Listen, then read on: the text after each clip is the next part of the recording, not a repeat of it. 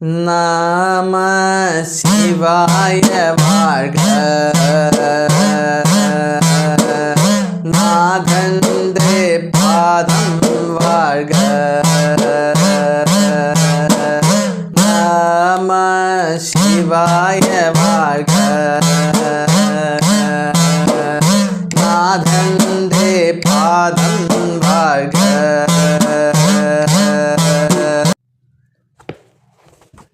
മാണിക്യവാചകസ്വാമിയുടെ തിരുവാചകത്തിലെ അടുത്ത ചില പാടലുകളിലേക്ക് നമുക്ക് കടക്കാം.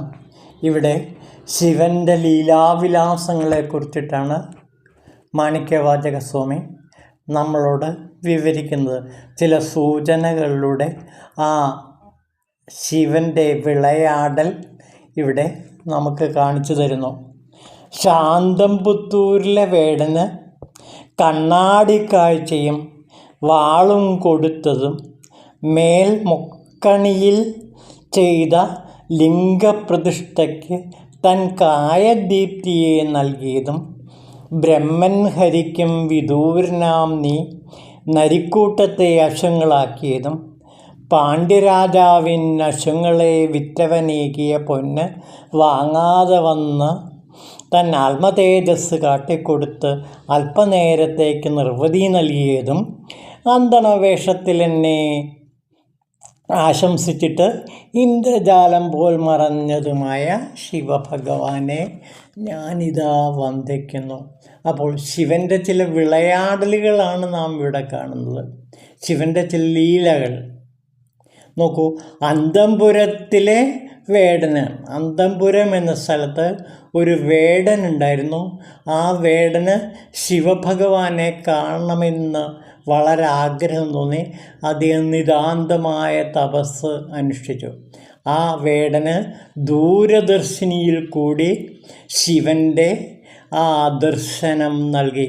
മാത്രമല്ല ഒരു വാളും ആ വേടന് നൽകി അനുഗ്രഹിച്ചു.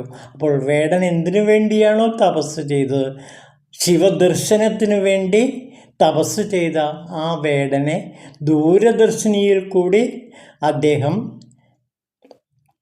പ്രത്യക്ഷനായി വേടന് സായുജ്യം നൽകുകയും ഒരു വാൾ സമ്മാനിക്കുകയും ചെയ്ത കഥ ശിവപുരാണത്തിൽ നാം കാണുന്നുണ്ട്. അതേപോലെ മെക്കണിയിൽ ചെയ്ത ലിംഗപ്രതിഷ്ഠയ്ക്ക് തൻ കായദീപ്തിയെ നൽകുകയും, ഈ കുതിരയ്ക്ക് തീറ്റ കൊടുക്കുന്ന ഒരു മെറ്റലാണ് മെക്കണ. അതിൽ ലിംഗത്തെ സൃഷ്ടിച്ച്, അതായത് ഈ മെക്കണ എന്ന് പറഞ്ഞ ലോഹം കൊണ്ട് ഒരു ശിവലിംഗം സൃഷ്ടിച്ചു. എന്നിട്ട് അത് പ്രതിഷ്ഠിച്ചു. അത് പ്രതിഷ്ഠിച്ചപ്പോൾ അതിൽ തൻ കായദീപ്തിയെ അതിൽ ആവാഹിച്ചു. അങ്ങനെ ശിവൻ തൻ്റെ കായത്തിൻ്റെ ആ ദീപ്തിയെ, പ്രകാശത്തെ മുഴുവനും ആ ലിംഗത്തിൽ പ്രതിഷ്ഠിച്ചു. അപ്പോൾ കുതിരയ്ക്ക് തീറ്റ കൊടുക്കുന്ന ആ പാത്രം കൊണ്ടുണ്ടാക്കിയ ലിംഗത്തിൽ താൻ തന്നെ പ്രതിഷ്ഠിതനായി തീർന്ന ആ സംഭവത്തെക്കുറിച്ചിട്ടാണ് ഇവിടെ വിവരിക്കുന്നത്. പിന്നെ ബ്രഹ്മനും ഹരിക്കും വിദൂരനാം നീ, അതായത് ശിവൻ്റെ ആദി അന്തങ്ങൾ കാണാൻ വേണ്ടി ബ്രഹ്മാവും വിഷ്ണുവും മത്സരിച്ച് മുകളിലേക്കും താഴേക്കും യാത്ര ചെയ്തു. അവസാനം രണ്ടുപേരും പരാജയപ്പെടുന്നു. അങ്ങനെ ബ്രഹ്മാവിനും വിഷ്ണുവിനും പോലും ശിവൻ്റെ ആദി അന്തങ്ങൾ കാണാത്ത വിദൂരനായ ഭഗവാനെ കുറിച്ചിട്ടാണ് ഇവിടെ പറയുന്ന ആ കഥയാണ് പറയുന്നത്. പിന്നെ നീ നരിക്കൂട്ടത്തെ അശ്വങ്ങളാക്കിയതും, അല്ലയോ ഭഗവാൻ, അങ്ങ് നരിക്കൂട്ടത്തെ അശ്വങ്ങളാക്കി. അതായത് മാണിക്യവാചകർ പ്രധാനമന്ത്രിയായിരുന്ന കാലത്ത് രാജാവിന് വാഗ്ദാനം കൊടുത്തിരുന്നു, ഞാൻ കുതിരകളെയും വാങ്ങിച്ചുകൊണ്ട് അവിടുത്തെ അശ്വസൈന്യത്തെ കൊണ്ട് ചേർക്കാം. അതിനുവേണ്ടി രാജധാനിയിൽ നിന്ന് പണവും സ്വീകരിച്ചു കൊണ്ടുവന്ന മാണിക്യവാചകർ ഈ ശിവഗുരുവായ സാക്ഷാ ശിവൻ്റെ അടുത്ത് എല്ലാം മറന്ന് വസിച്ച് ആ ശിവധ്യാനത്തിൽ മുഴുകിക്കഴിയുകയും ആ പണമെല്ലാം തന്നെ ശിവക്ഷേത്രങ്ങൾക്ക് വേണ്ടിയും ശിവാലയങ്ങൾക്ക് വേണ്ടിയും വിനിയോഗിക്കുകയും ചെയ്ത കഥ ഓർത്തിട്ട് അവസാനം രാജാവ് അദ്ദേഹത്തെ ജയിലിലടച്ചു, മാണിക്യവാചകരെ ജയിലിലടച്ചു. ആ സമയം ശിവഗുരു പറഞ്ഞു, ഞാൻ ആവണി മാസം 19-ാം തീയതി കുതിരകളുമായി അവിടേക്ക് വരുന്നുണ്ട് എന്ന് പറഞ്ഞു. അങ്ങനെ ശിവഗുരു സാക്ഷാ ശിവഭഗവാൻ കാട്ടിലെ കുറുനരികളെ കുതിരകളാക്കി മാറ്റിക്കൊണ്ട് ആ തൻ്റെ ഭക്തജനങ്ങളെ സേനകളാക്കി മാറ്റിക്കൊണ്ട് ഈ കുതിരകളോടൊത്ത് രാജധാനിയിലേക്ക് ചെല്ലുകയും അങ്ങനെ രാജാവ് സംപ്രീതനായി ബന്ധനസ്ഥനാക്കിയ മാണിക്യവാചകരെ മോചിപ്പിക്കുകയും ചെയ്ത കഥയാണ് നാം ഇവിടെ കാണുന്നത്. നീ നരിക്കൂട്ടത്തെ അശ്വങ്ങളാക്കി മാറ്റി.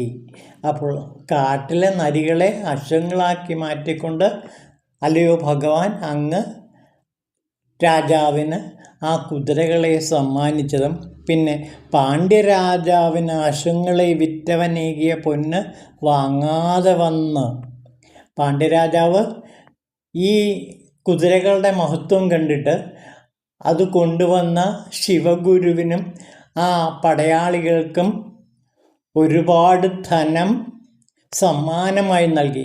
പക്ഷേ ശിവഗുരുവും ശിവൻ്റെ ഭക്തജനങ്ങളായ സൈന്യങ്ങളും ആ പണം സ്വീകരിക്കാൻ തയ്യാറായില്ല. ആ കഥയാണ് ഇവിടെ വിവരിക്കുന്നത്. പാണ്ഡ്യരാജാവിന് അശ്വങ്ങളെ വിറ്റവനേകിയ പൊന്ന് വാങ്ങാതെ പൊന്ന് കൊടുത്തു. ആ പൊന്ന് ഒന്നും തന്നെ ഈ ശിവഗുരുവോ അദ്ദേഹത്തിൻ്റെ കൂടെ വന്ന ആ ഭക്തഗണങ്ങൾ, അവർ സൈന്യത്തിൻ്റെ വേഷം ധരിച്ചിട്ടാണ് വരുന്നത്, അവരും വാങ്ങിയില്ല. പിന്നെ താൻ ആത്മതേജസ് കാട്ടിക്കൊടുത്ത് അല്പനേരത്തെ നിർവൃതി നൽകിയതും എന്നിട്ട് ശിവഗുരു രാജാവിന് തൻ്റെ തേജസ് ഏതാനും നിമിഷങ്ങൾ കാണിച്ചു കൊടുത്തു. അങ്ങനെ ശിവതേജസ് രാജാവിന് കാണാൻ കഴിഞ്ഞു. ഈ ശിവഗുരുവിൻ്റെ ശിവതേജസ്, ഭഗവാൻ ശിവൻ്റെ ആ തേജസ് ഭഗവാന് കാട്ടിക്കൊടുത്തതും ഞാനിവിടെ ഓർമ്മിക്കുന്നു. അങ്ങനെയുള്ള ഭഗവാനെ അങ്ങയ്ക്കായിക്കൊണ്ട് നമസ്കാരം. നമുക്ക് ആ ഭാഗം ഒന്നുകൂടെ നോക്കാം. ശാന്തംപുത്തൂരിലെ വേടന് കണ്ണാടിക്കാഴ്ചയും വാളും കൊടുത്തതും മേൽമൊക്കണിയിൽ ചെയ്ത ലിംഗപ്രതിഷ്ഠയ്ക്ക് തൻ കായദീപ്തിയെ നൽകിയതും ബ്രഹ്മനും ഹരിക്കും വിദൂരനാം നീ നരിക്കൂട്ടത്തെ അശ്വങ്ങളാക്കിയതും പാണ്ഡ്യരാജാവിന് അശ്വങ്ങളെ വിറ്റവനേകിയ പൊന്ന് വാങ്ങാതെ വന്നായി തൻ ആത്മതേജസ് കാട്ടിക്കൊടുത്ത് അല്പനേരത്തെ നിർവൃതി നൽകിയതും പിന്നെ നോക്കൂ, അന്തണവേഷത്തിൽ എന്നെ ആശംസിച്ചിട്ട് ഇന്ദ്രജാലം പോലെ മറഞ്ഞതും. പിന്നെ മാണിക്യവാചകർ സ്വന്തം ജീവിതത്തിലെ മറ്റൊരു അനുഭവം പറയണം. അന്തണവേഷത്തിൽ ബ്രാഹ്മണൻ്റെ വേഷം ധരിച്ച് ഈ ശിവഗുരു എന്നെ ആശംസിച്ച് എനിക്ക് ആ ജ്ഞാനദീക്ഷ നൽകിയതും പെട്ടെന്ന് മറഞ്ഞതും ആയ ആ സംഭവത്തെ ഞാനിവിടെ ഓർമ്മിക്കുന്നു. അപ്പോൾ ഇവിടെ മാണിക്യവാചകർക്ക് അന്തണവേഷരൂപധാരിയായി വന്ന ശിവൻ ശക്തിദീക്ഷ നൽകുന്നതും ശക്തിനിപാതം നൽകുന്നതും അങ്ങനെ ആ ജ്ഞാനദീക്ഷയിലൂടെ മാണിക്യവാചകരെ മഹാജ്ഞാനിയാക്കി മഹാവിജ്ഞാനിയാക്കി മാറ്റിയതുമായ ആ സംഭവത്തെയാണ് മാണിക്യവാചകർ ഇവിടെ ഓർമ്മിക്കുന്നത്. അങ്ങനെ ശിവഗുരുവിൽ നിന്ന് ജ്ഞാനദീക്ഷ ലഭിച്ചവനാണ് മാണിക്യവാചകർ. ഈ ശക്തിനിപാതം ലഭിച്ചതിന് ശേഷമാണ് മാണിക്യവാചകരായി മാറിയത്. അങ്ങനെ പ്രധാനമന്ത്രിയായിരുന്ന ഒരു വ്യക്തി അവസാനം മാണിക്യവാചകരായി മാറുന്ന കാഴ്ച നാം ഇവിടെ കാണുന്നു. പിന്നെ സുന്ദരത്തോഴനെ കാക്കാൻ മധുരിൽ അശ്വത്തിൻ്റെ മേലേറി വന്നതും ആ രാജാവിൻ്റെ മന്ത്രിയായ സുന്ദരനെ രക്ഷിക്കാൻ വേണ്ടി അശ്വത്തിൻ്റെ മുകളിൽ കയറിയതും മറ്റൊരു ഭക്തയാം വന്ദിക്ക് വേണ്ടി താൻ ഭൃത്യനായി മണ്ണ് ചുമന്നതും പിന്നെ തൻ്റെ ഒരു ഭക്തയ്ക്ക് വേണ്ടി ഇദ്ദേഹം ശിവൻ ഒരു വേലക്കാരൻ്റെ വേഷം ധരിച്ച് മണ്ണ് ചുമന്ന ഒരു കഥ മാണിക്യവാചകരുടെ ജീവിതത്തിൽ വർണ്ണിക്കുന്നുണ്ട്. അപ്പോൾ ഹാലാസ്യ മഹാത്മ്യത്തിൽ മാണിക്യവാചകരുടെ കഥ വിവരിക്കുന്ന സമയത്ത് ഈ പിട്ടിന് വേണ്ടി മണ്ണ് ചുമന്ന ശിവൻ്റെ കഥ വിവരിക്കുന്നുണ്ട്. നമുക്ക് ആ കഥയിലേക്കൊന്ന് കിടക്കാം. ഇത് ഹാലാസ്യ മഹാത്മ്യത്തിൽ വർണ്ണിക്കപ്പെട്ട ഒരു കഥയാണ്. അഗസ്ത്യൻ പറഞ്ഞ ഒരു കഥയാണ്. തൻ്റെ മാമുനിമാരായ ശിഷ്യന്മാർക്ക് പറഞ്ഞു കൊടുത്ത കഥയാണിത്. നമുക്ക് ആ സംഭവത്തിലേക്ക് കിടക്കാം. പിട്ടിന് വേണ്ടി മണ്ണ് ചുമന്ന ശിവൻ്റെ കഥ. അഗസ്ത്യൻ പറഞ്ഞു, മുനിമാരെ, സുന്ദരേശൻ പിട്ടിനു വേണ്ടി മണ്ണ് ചുമന്ന് വടികൊണ്ട് അടി വാങ്ങിച്ച ലീലയെ ഇനി ഞാൻ പറഞ്ഞു തരാം. ഇതിൻ്റെ ശ്രവണം കൊണ്ട് സർവാഗ്രഹങ്ങളും സാധിക്കും, സർവ ദുഃഖങ്ങളും നശിച്ചു പോകും. മധുരാപുരിയെ വേഗവതി നദി ഗ്രസിച്ചപ്പോൾ ജനങ്ങൾ ആർത്തരായി ഹാ ഹാ എന്ന് വിലപിക്കാൻ തുടങ്ങി. ഇത് കേട്ട് നൃപൻ അന്തപുരത്തിൻ്റെ വെളിയിൽ വന്നു. അപ്പോൾ അദ്ദേഹം കരകവിഞ്ഞ് പുരമാകെ നിറഞ്ഞിരിക്കുന്ന വേഗവതി നദിയെ കണ്ടു. ഉടൻ തന്നെ അദ്ദേഹം മന്ത്രിമാരെ വിളിച്ചു പറഞ്ഞു, നിങ്ങളിപ്പോൾ തന്നെ നദീതടത്തെ ഉയർത്തിക്കെട്ടണം. ഇത് കേട്ട് മന്ത്രിമാർ ഇത്ര കോൽ നീളത്തിൽ ഓരോ വീട്ടുകാരും നദീതടത്തെ ഉയർത്തിക്കെട്ടണമെന്ന് തീരുമാനിച്ചു.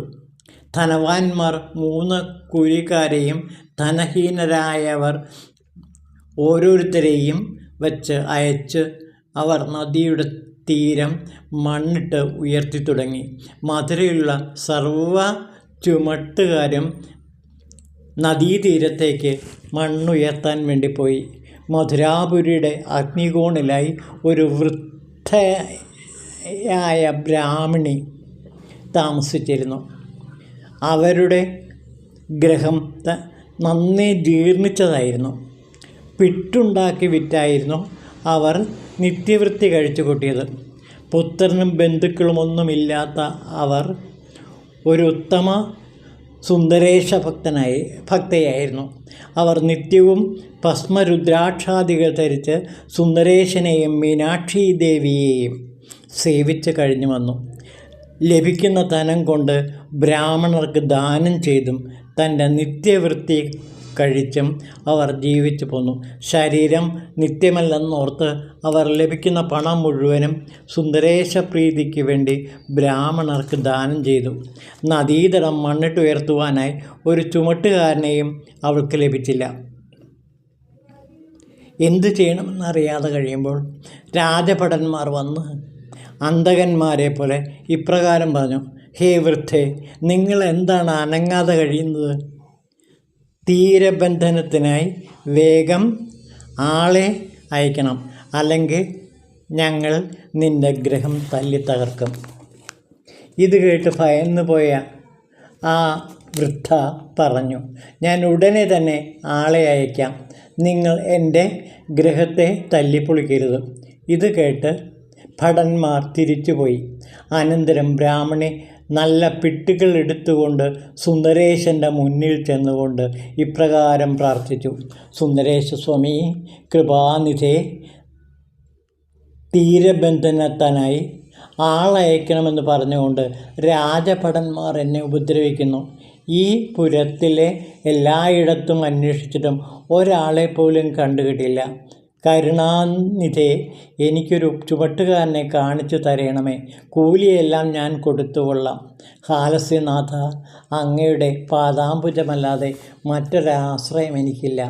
ഇപ്രകാരം പ്രാർത്ഥിച്ച് അവർ ഒരു ചുമട്ടുകാരനെ അന്വേഷിച്ച് നടക്കുവാൻ തുടങ്ങി. അപ്പോൾ സുന്ദരേശൻ ബ്രാഹ്മണിയെ അനുഗ്രഹിക്കാനായി ഒരു ഭൃത്യൻ്റെ രൂപം പൂണ്ട് അവരുടെ മുമ്പിൽ പ്രത്യക്ഷപ്പെട്ടു. മന്ദഹാസം ചൊരിയുന്ന മുഖത്തോടും കാമദേവൻ്റെ മതത്തെ ഇല്ലാതാക്കുന്ന സൗന്ദര്യത്തോടും വിസ്തീർണമായ വക്ഷപ്രദേശത്തോടും ശംഖ് പോലെ മനോഹരമായ കഴുത്തോടും വസ്ത്രം മുറുക്കിക്കെട്ടിയ അരക്കെട്ടോടും ദീർഘങ്ങളായ കൈകൾ, ഊരുക്കൾ മുതലായവയോടും ആമത്തോട് പോലെയുള്ള പുറംകാലോടും 16 വയസ്സ് പ്രായമുള്ളവനുമായി ചന്ദ്രചൂഡൻ ആവിർഭവിച്ചു. അദ്ദേഹം തൻ്റെ കയ്യിലുള്ള ബ്രഹ്മശിരകപാലത്തിനെ കൊട്ടയാക്കിയും വെൺമഴുവിനെ ഖനിത്രമാക്കിയും പ്രത്യക്ഷപ്പെട്ടു. അദ്ദേഹം കൊട്ടയെ ശിരസിലും ഖനിത്രത്തെ ചുമലിലുമേന്തി പുരവീഥിയിലൂടെ നടന്ന് ആ വൃദ്ധയെ കണ്ടപ്പോൾ കൂലിക്ക് ആളെ വേണോ എന്ന് ചോദിച്ചു. ഇത് കേട്ട് സന്തുഷ്ടയായ ബ്രാഹ്മണി പറഞ്ഞു, അഹോ, ഞാൻ കൂലിയാളെ തിരഞ്ഞു നടക്കുകയായിരുന്നു. സാക്ഷാത് സുന്ദരേശൻ തന്നെയാണ് നിന്നെ ഇങ്ങോട്ട് അയച്ചത്. ഞാൻ നദീതീരത്തെ എൻ്റെ ഭാഗം മണ്ണിട്ട് ഉയർത്താൻ നിന്നെ ഏൽപ്പിക്കുന്നു. സുന്ദരേശൻ മന്ദഹാസത്തോട് ചോദിച്ചു, ഞാൻ അപ്രകാരം ചെയ്യാം. പക്ഷേ അങ്ങ് എനിക്കെന്ത് കൂലി തരും? ആ വൃദ്ധ പറഞ്ഞു, സത്യം പറഞ്ഞാൽ എൻ്റെ കയ്യിൽ ഒരു കാശുമില്ല. ശർക്കര, നാളികേരം ഇവ ചേർത്തുണ്ടാക്കിയ പുട്ട് ചൂടാറാതെ ഞാൻ ദിവസവും നിനക്ക് തരാം. ഇത് കേട്ട് സുന്ദരേശൻ അപ്രകാരമുള്ള പുട്ട് നൽകുവാൻ പറഞ്ഞു. സന്തുഷ്ടയായ ആ വൃദ്ധ രുചികരമായ പിട്ടുകൾ ഉണ്ടാക്കി സുന്ദരേശൻ നൽകി. സുന്ദരേശൻ അവയെ പൊതിഞ്ഞു കെട്ടി തീരത്തേക്ക് ചെന്നു. അവിടെ ജോലി ചെയ്തുകൊണ്ടിരിക്കുകയായിരുന്ന ഭൃത്യന്മാർക്ക് ആവശ്യമുള്ള പിട്ട് നൽകി. ശേഷിച്ച സുന്ദരേശനും ഭക്ഷിച്ചു. പിട്ട് തീർന്നപ്പോൾ സുന്ദരേശൻ വൃദ്ധയുടെ ഗ്രഹത്തിൽ വന്നിങ്ങനെ പറഞ്ഞു, ഭവതിയുടെ അംശം ഞാൻ നല്ലതുപോലെ ഉയർത്തിക്കെട്ടിയിരിക്കുന്നു. ഇതിലൊട്ടും തന്നെ കളവില്ല. സുന്ദരേശനാണ് സത്യം. എനിക്കിപ്പോൾ വല്ലാതെ വിശക്കുന്നു. പിട്ട് ഇനിയും തരണം. മണ്ണ് ചുമന്നുകൊണ്ട് പോയതുകൊണ്ട് ഭക്ഷിച്ച പിട്ടെല്ലാം ഭസ്മമായി തീർന്നു. വിശപ്പുകൊണ്ട് എൻ്റെ വയർ ഒട്ടിയിരിക്കുന്നത് കണ്ടാലും. സുന്ദരേശൻ പറഞ്ഞെല്ലാം സത്യമാണെന്ന് ആ വൃദ്ധ വിശ്വസിച്ചു. അവർ വീണ്ടും പിട്ടുകൾ ഉണ്ടാക്കി സുന്ദരേശന് നൽകി. സുന്ദരേശൻ അവയെല്ലാം വാരിപ്പൊതിഞ്ഞ് നദീതീരത്തേക്ക് പോയി. അവിടെയുണ്ടായിരുന്ന സർവർക്കും പിട്ടുകൾ നൽകി ആ വൃദ്ധയെ സ്തുതിച്ചുകൊണ്ട് അവിടെ ഇരിക്കുകയും കിടക്കുകയുമൊക്കെ ചെയ്തു. ഇങ്ങനെ ഇരിക്കുമ്പോൾ രാജാജ്ഞപ്രകാരം ആളെണ്ണുവാനായി ഒരു ഗണകൻ അങ്ങോട്ട് വന്നു. അപ്പോൾ സുന്ദരേശൻ കൊട്ടയും കൈക്കോട്ടുമെടുത്ത് ശരീരമാകെ മണ്ണ് പുരട്ടി ഗണകൻ്റെ മുമ്പിൽ ചെന്നിങ്ങനെ പറഞ്ഞു, ഞാൻ പിഷ്ടാംബയുടെ, പിട്ടുണ്ടാക്കി വിൽക്കുന്ന ആ സ്ത്രീയുടെ ഭൃത്യനാകുന്നു. എന്നെയും ഈ കണക്കിൽ എഴുതണം. ഇത് കേട്ട് മറ്റുള്ളവർ പറഞ്ഞു, ഇവൻ യാതൊരു ജോലിയും ചെയ്തിട്ടില്ല. കളിച്ചും ചിരിച്ചും അങ്ങോട്ടും ഇങ്ങോട്ടും നടക്കുകയായിരുന്നു. ജോലിയൊന്നും ചെയ്യാത്ത സുന്ദരേശനെ മന്ത്രി ശിക്ഷിക്കുകയാണ്. ഒരു ചാട്ടവാറെടുത്ത് ആഞ്ഞടിക്കുന്നു. പക്ഷേ ആ ആഞ്ഞടിക്കുന്ന അടി മുഴുവനും അവിടുത്തെ ജനങ്ങൾക്കാണ്, അതുപോലെ രാജാവിനുമാണ് കൊണ്ടത്. ഇതോടെ സുന്ദരേശൻ്റെ മഹത്വം വ്യക്തമാക്കി. അദ്ദേഹം സാക്ഷാൽ ശിവനാണെന്ന് മനസ്സിലാക്കി. രാജാവ് ആ ഭഗവാനെ സ്തുതിച്ച് കീർത്തിക്കുന്നതോടെ ഈ കഥ അവസാനിക്കുകയാണ് ചെയ്യുന്നത്. അങ്ങനെ പിട്ട് ലഭിക്കാൻ വേണ്ടി മണ്ണ് ചുമന്ന സുന്ദരേശൻ്റെ കഥയാണ് ഇവിടെ മാണിക്യവാചകർ പറയുന്നത്.